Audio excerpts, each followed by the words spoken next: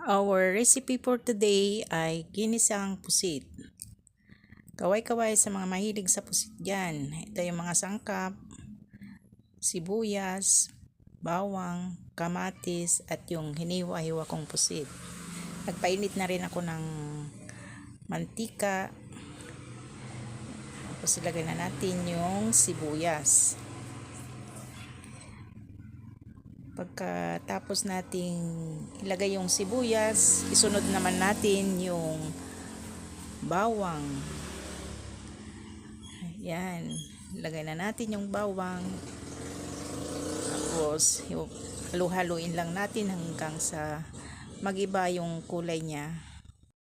Pagka nag-iba na yung kulay at lumabas na yung aroma, pwede na rin natin ilagay yung kamatis. Gisa na rin natin yung kamatis hanggang sa madurog na siya. Kung sakaling nabot mo yung puntong ito, that means nagustuhan mo ang aking video, kaya paki-like and share mo na rin. At kung hindi ka pa nakapag-subscribe, mangyaring mag-subscribe ka na para updated ka palagi sa aking mga ina-upload. Ayan guys, ilagay na rin natin yung pusit. At lagi nating tandaan na huwag nating i-overcook yung pusit para hindi siya makunat.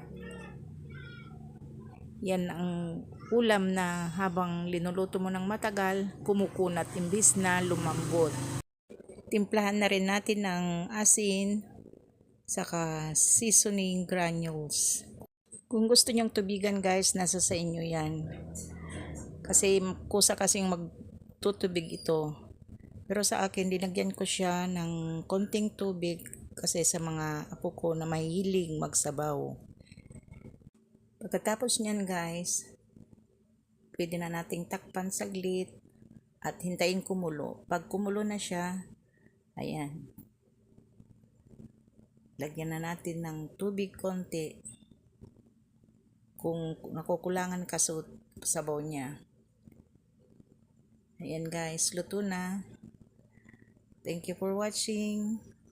God bless everyone. See you again on my next video.